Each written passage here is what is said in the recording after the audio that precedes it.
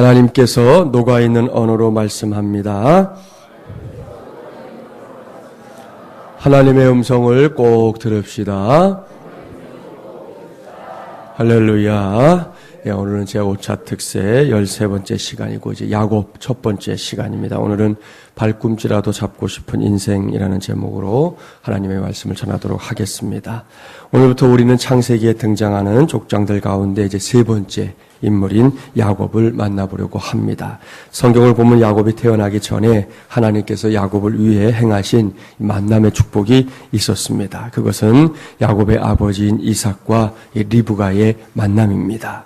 이 둘은 같은 지역에 거주하던 사람들이 아니었습니다. 당시 이삭이 거주하고 있었던 가나안에서부터 리브가가 살고 있었던 하란 지방까지는 걸어서 무려 20일 정도를 걸어야 하는 먼 길이었습니다. 약 800km라고 하니까요. 서울에서 부산을 왕복하는 거리쯤 된다. 그렇게 말씀을 드릴 수 있습니다. 이렇게 서로 결코 만날 수 없는 지역에 살고 있었던 두 사람을 이제 하나님께서 만나게 하셨고 이제 가정을 이루게 하셨는데요. 그러한 섭리 가운데 이제 오늘 본문이 시작되고 있는 겁니다. 본문 19절부터 21절 함께 봉독해 볼까요? 19절부터 21절입니다. 아브라함의 아들 이삭의 족보는 이러하니라. 아브라함이 이삭을 낳았고 이삭은 40세에 리브가를 맞이하여 아내를 삼았으니 리브가는 밧담 아람의 아람 족속 중 부두엘의 딸이요 아람 족속 중 라반의 누이였더라. 이삭이 그의 아내가 임신하지 못하므로 그를 위하여 여호와께 간구하매 여호와께서 그의 간구를 들으셨으므로 그의 아내 리브가가 임신하였더니. 아멘. 여기서 우리는 아주 친절한 성경의 안내를 받게 됩니다. 하나님께서는 이 말씀을 통해 이삭의 족보를 다시금 확인시켜 줍니다. 이삭은 아브라함의 아들입니다. 그리고 그 이삭이 40세가 되었을 때에 하나님께서 리브가를 아내로 맞이할 수 있도록 인도해 주셨습니다. 그런데 이렇게 만난 이삭과 리브가 사이에 한 가지 문제가 있었습니다. 그것은 두 사람 사이에서 자녀가 생기지 않고 있는 문제, 그러니까 이 불임의 문제가 있었습니다. 바로 이때에 야곱의 아버지가 될 이삭이 어떻게 했는가? 성경은 아주 구체적으로 밝힙니다. 이삭이 그의 아내가 임신하지 못함으로 그를 위하여 여호와께 간구하매 말씀합니다.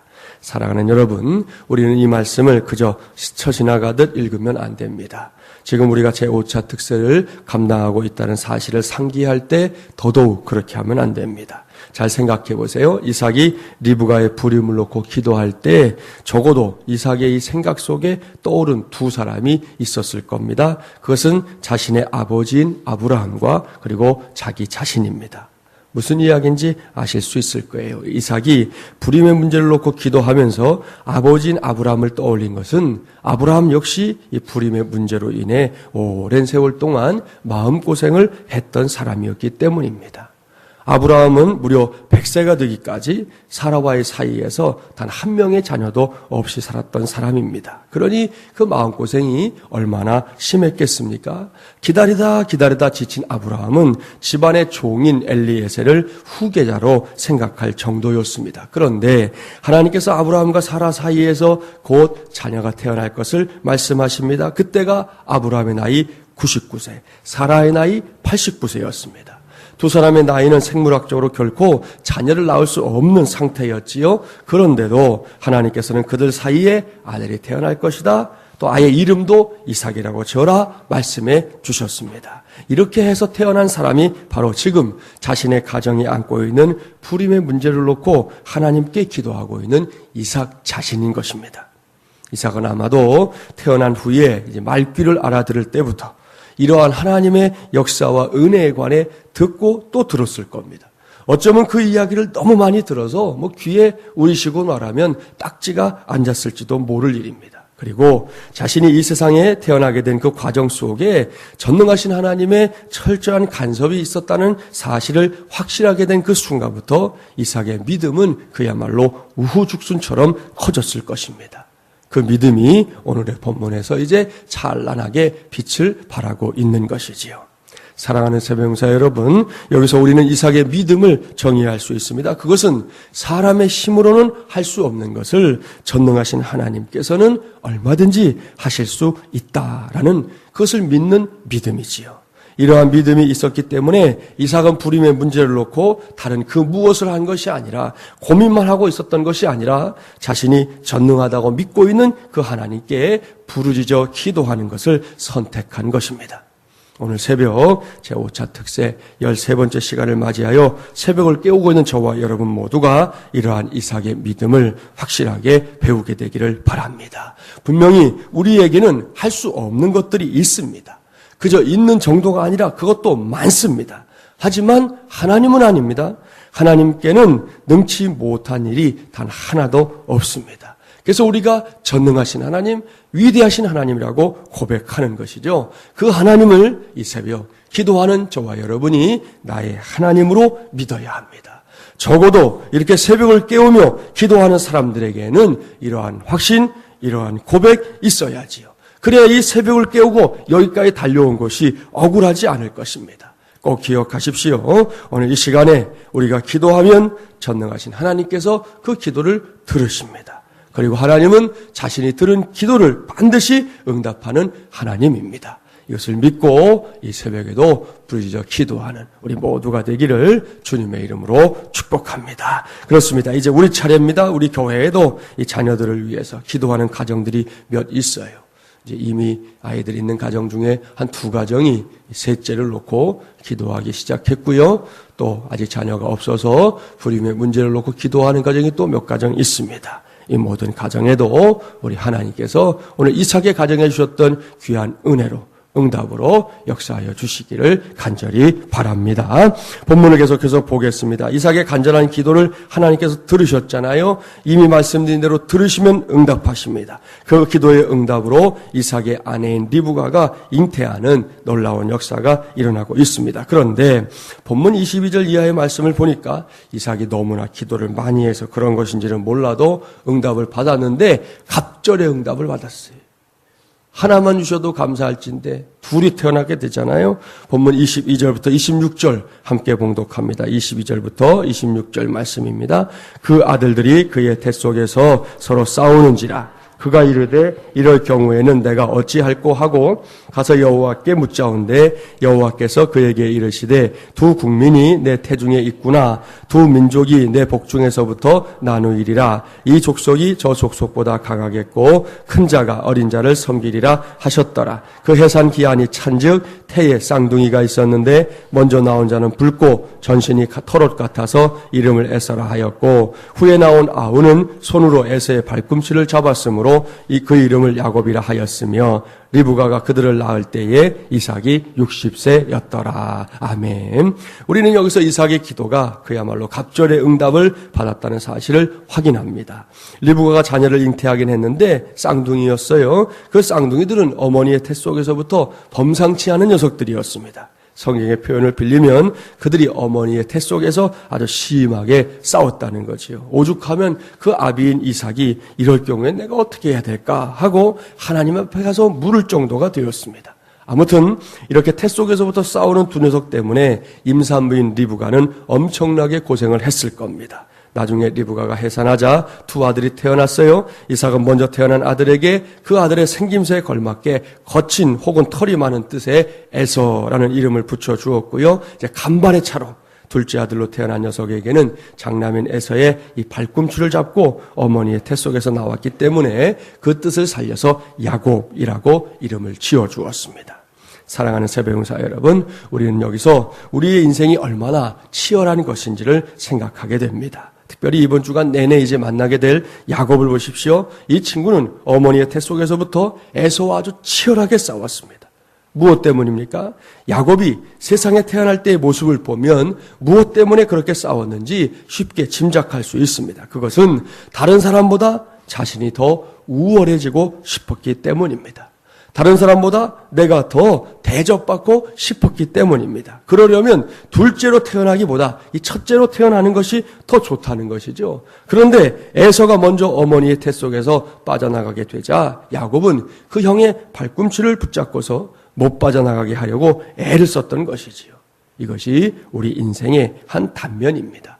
발꿈치라도 잡고 싶은 인생 말입니다. 지금 우리가 사는 세상을 보세요. 어떻게든 이 남의 발꿈치라도 잡으려고 안달이 난 세상입니다. 그저 다른 사람보다 내가 더 잘 돼야 돼요. 다른 사람이 나보다 더 잘 되는 거 봐줄 수가 없어요. 상대방에게 뭔가 흠집을 내야 직성이 풀리는 사람들이 생각보다 많습니다. 예를 들어 볼게요. 수험생들이 이제 열매를 맺어야 할 시기가 다가오지 않습니까?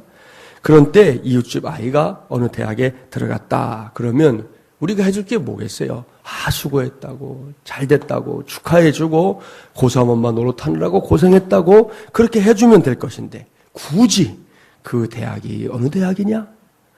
어디에 있는 대학이냐? 묻기를 시작해요. 그것도 그냥 갔어 그러면 넘어가 주면 될 텐데 하여튼 끝까지 그냥 캐고 또 캐고 하여튼 끝까지 캐고 그 다음에 하는 말이 어머머머 그 대학은 소문이 안 좋던데 자기 정말 그 대학에 자기 아이 보낼 거야? 이렇게 겉으로 보면 위해 주는 것 같지만 사실은 은근슬쩍 짓밟고 지나가는 그런 심보들을 드러내는 사람들이 의외로 많다는 것입니다. 얼마나 고약한 일입니까? 가만히 있으면 어디나 간다고요? 중간은 간다고요, 중간은. 가만히 있으면 될 것인데 굳이 말을 보태서 서로 마음을 불편하게 하는 일들, 그리고 그것을 마치 전리품처럼 생각하는 그런 사람들이 우리가 사는 세상에 의외로 많아요. 이런 식으로 남의 일에 고춧가루를 확 뿌려야 시원한 사람들, 참 답답한 사람들이에요. 하여튼 나 아닌 다른 사람들을 축복하고 그들이 잘 될 때 정말로 기뻐해 주는 것이 결코 쉽지 않은 세상입니다. 그래서 사람들이 모여 사는 곳마다 이 시기와 다툼이 혹은 서로 뒤통수를 치는 일과 분노하는 일들이 자주 목격되는 것입니다. 한참 전에 유행했던 이 참새 시리즈. 이게 재미도 있지만 나름 우리 사는 세상을 풍자한 그런 이야기들로 많은 사람들의 입에 오르냈던 적이 있었어요. 여러분도 알고 있는 이야기도 있을 거예요. 참새들이 포수들이 쏘는 총에 계속해서 죽게 됐대요. 그러자 참새들이 계속 당할 수만은 없잖아요. 회의를 했어요. 그리고 돈을 모아가지고 모두 방탄조끼를 하나씩 장만했습니다. 그것을 알 리 없는 포수가 이제 몇 번 탕탕 쏘는데 방탄조끼 덕에 모두가 무사했잖아요. 그래서 참새들이 신이 나가지고 어깨동무를 하고 대학가에서 보면 볼 수 있는 단체 응원 있잖아요. 어깨동무하고 야이야 야이야 야이야 야이야 야이야 야이야 신이 났어요. 그러니까 이번에는 포수가 기관총을 가지고 와서 드르륵 쏴버렸어요. 이번에도 모두가 무사할 줄 알았는데 안타깝게도 딱 한 마리가 죽었대잖아요. 왜 그랬을까요? 그 이유는 모두가 어깨동무하고서 야이야 할 때 딱 한 마리 참새가 좀 튀고 싶었던 모양이죠. 우아기를 딱 잡고는 조끼를 들고는 꽃바구니 옆에 끼고 나물 캐러 그러다가 이거 제끼다가 방탄조끼가 제껴졌으니까 총알에 맞아서 죽었다는 얘기가 있어요. 예? 여러분 이것은 눈치 없는 사람들을 비유하는 이야기일 거예요. 그런데 이 참새 시리즈가 많거든요. 그중에서 발꿈치라도 잡고 싶은 인생에 비유될 만한 이야기도 있어요. 2마리 참새가 전깃줄에 나란히 앉아 있었어요. 포수가 그중에 한 마리를 탕 맞춰서 떨어뜨렸는데 총알에 맞은 참새가 추락하면서 하는 말, 아저씨 왜 나만 쏴요? 쟤도 쏴요. 그랬다는 거잖아요. 그랬더니 총에 맞지 않은 참새가 하는 말, 아저씨 쟤 아직 안 죽었대요. 한 방 더 쏴요. 그랬다는 거잖아요. 이번에는 참새들이 전깃줄에 단체로 나란히 앉아 있었어요. 그런데 맨 앞에 있는 참새를 제외하고는 모두가 이 포수가 쏜 따발총에 맞아 죽었어요. 총에 맞은 참새들이 추락하면서 저마다 하는 말, 단체 미팅 시켜준다고 해놓고는 하고서는 얘네들이 막 죽은 거예요. 그러니까 떼죽음을 당했는데 한 마리만 살았잖아요. 이 한 마리 참새가 포수에게 하는 말, 아찌 또 참새 떨거지들 데리고 올게요. 나는 꼭 죽이지 말고 그놈들만 죽이세요. 그렇게 이야기를 했다 하는 이야기도 있어요. 여러분, 이 모두가 인생을 풍자한 참새들의 이야기. 야곱처럼 남의 발꿈치라도 잡고 싶은 인생, 그것을 말해주려고 하는 것이죠. 이것이 지금 우리가 살고 있는 세상의 모습입니다. 어떻게든 나를 위하는 일이 최고의 가치가 되어버린 세상입니다. 그렇기 때문에 자기 자신을 위해서라면 쉽게 남을 해코지합니다. 또 요즘은 나만 좋으면 다 좋다라는 식의 생각을 하는 사람들이 많아요. 요즘 같은 입시철이 되면 종종 그 시험지 유출 문제가 TV 뉴스에 보도가 되곤 하잖아요. 특별히 미국의 그 수학 능력 시험에 해당하는 SAT 시험의 경우에 우리나라에서 이 시험지 유출이 빈번히 일어나는 거예요. 이 다른 나라에서는 이런 예가 없어요. 그러니까 대한민국 사람들이 좋은가 봐요. 어떻게 그걸 빼내는 거예요, 도대체가. 그래가지고 뭐 이게 1년에 한 번도 아니고 1년에 막 서너 차례. 그래서 요즘에 이제 심지어 어떻게 됐냐면 SAT 시험을 나라마다 보거든요. 우리나라 학생인데도 우리나라에서 시험을 보지 않고 필리핀이나 중국이나 이런 다른 나라에 가서 그 시험을 보고 입학을 해야 하는 그런 상황까지 됐어요. 왜냐하면 한국에서 나온 점수는 미국 대학이 신뢰하지 않는 거예요.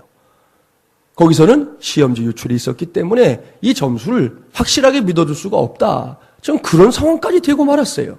참 답답한 일이에요. 내 자식만 시험 잘 보면 되는 겁니까? 그를 위해서 그저 시험지를 돈 주고 빼내서라도 내 자식들을 보여주면 되는 거냐는 거예요.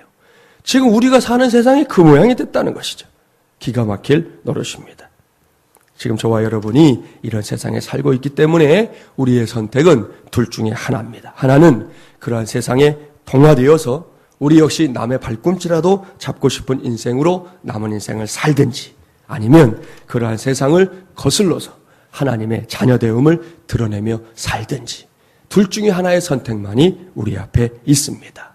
우리의 결정은 분명하지요. 바로 후자의 선택이 우리 모두의 몫이 되어야 할 것입니다. 이를 위해 오늘부터 당장 해야 할 일, 그저 하자 하면 되는 게 아니잖아요. 해야 할 일 한 가지를 소개합니다. 고린도 후서 6장으로 가보세요.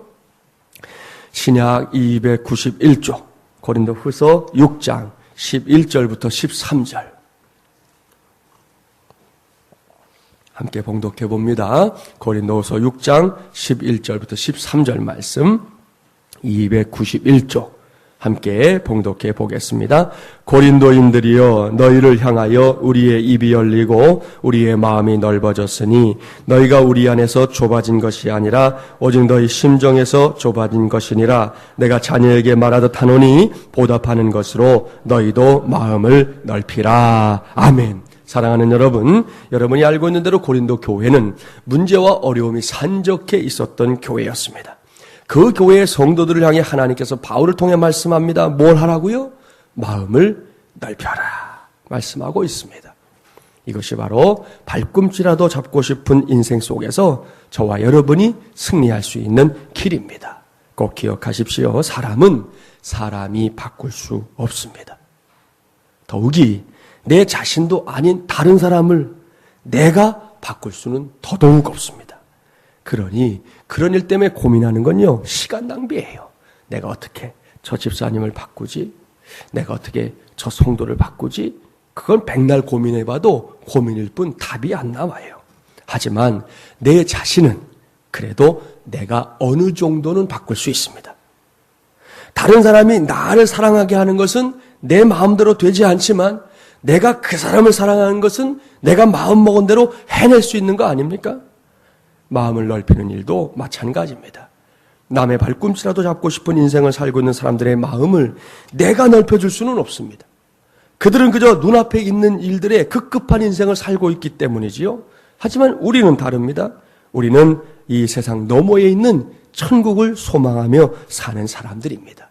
그런 우리들이 다른 사람의 마음을 넓혀주기는 어렵겠지만 적어도 내 마음을 넓히는 것만큼은 분명히 가능하다.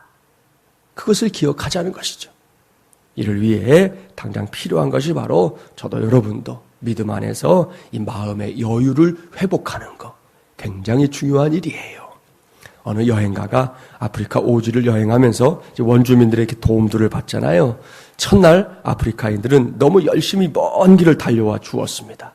그 모습을 보면서 이 여행가는 옳거니 내가 목적하는 곳까지 빠른 시일 내에 도착할 수 있겠구나 생각하고는 매우 기뻐했어요.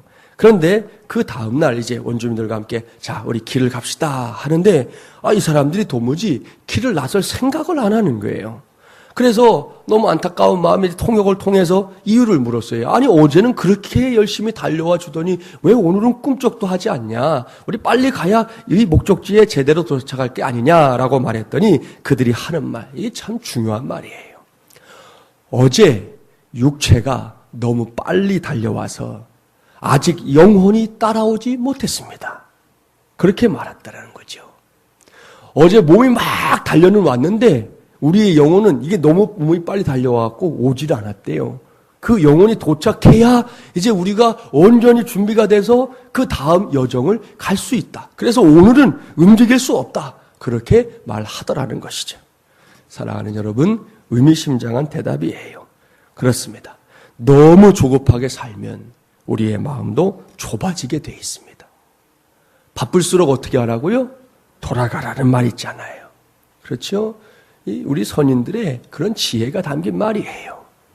요즘처럼 힘든 때일수록, 요즘처럼 남의 발꿈치라도 잡고 싶은 인생이 왕도인 것 같은 때일수록 하나님의 자녀된 저와 여러분은 우리의 육체가 우리의 영혼을 왕따시키는 일에 빠지지 않기를 바랍니다. 이럴 때일수록 오늘처럼 새벽을 깨우며 하나님 앞에 나와서 왕따되었던 우리의 영혼이 회복되기를 하나님 앞에 구하는 것, 매우 중요한 일이라는 것이죠. 여러분, 윌로우 크릭 교회 빌 하이베스 목사님 쓴 책에 보면 너무 바빠서 기도합니다 라는 책이 있어요. 그 의미심장한 말이에요. 우리는 너무 바쁘면 아유, 기도할 시간이 어디 있어요, 목사님? 요즘 너무 바빠요. 정신이 없어요. 이렇게 맞고 말하려고 하거든요. 그런데 그 목사님은 아니라는 거예요. 너무 바쁘면 더 기도해야 된다는 거죠. 은혜가 많이 부어지면 더 기도해야 된다는 것이죠. 분주한 삶 속에서 하나님을 먼저 찾아야 된다는 것이죠. 지금 내가 해야 될 일이 눈앞에 너무 많이 보여요. 이것도 해야 되고 저것도 해야 될 때 이것저것 정신 팔아라 아무것도 하지 못하는 결과를 낳지 말고 그럴 때는 다 모아서 하나님 보는 일을 먼저 하라는 것이죠. 그 순서가 정해지면 답이 나온다는 거죠. 그것이 믿음의 가르침인 것입니다. 아무쪼록 저와 여러분 모두 이 새벽에 오늘 기도하세요. 또 지난 주간도 빨리 분주하게 사셨을 거잖아요. 이번 주간도 시작되고 있잖아요. 그 분주함 속에서 우리의 영혼이 우리의 육체로부터 왕따당하는 일이 없도록 함께 가고 하나님의 뜻을 살피며 갈 수 있는 그런 믿음의 여유를 구하는 이 새벽이 되시기를 바랍니다. 그래야 할 때 우리 모두는 남의 발꿈치라도 잡고 싶은 인생이 아닌 믿음 안에서 넉넉한 여유를 가진 인생으로. 이제 내일부터 계속 보겠지만 야곱은 결국 이 발꿈치라도 잡고 싶은 인생을 살다가 어려움을 많이 겪었어요. 그렇게 가지 않아도 될 길을 갔다고요. 그것을 우리가 이제 경종으로 삼아서 우리의 믿음은 그와는 반대의 길로 세워가게 되기를 바랍니다. 그래서 오늘도 저와 여러분이 우리 주님의 예비하신 은혜 안에서 귀하게 쓰임받는 하나님의 종들 되기를 주님의 이름으로 간절히 축원합니다.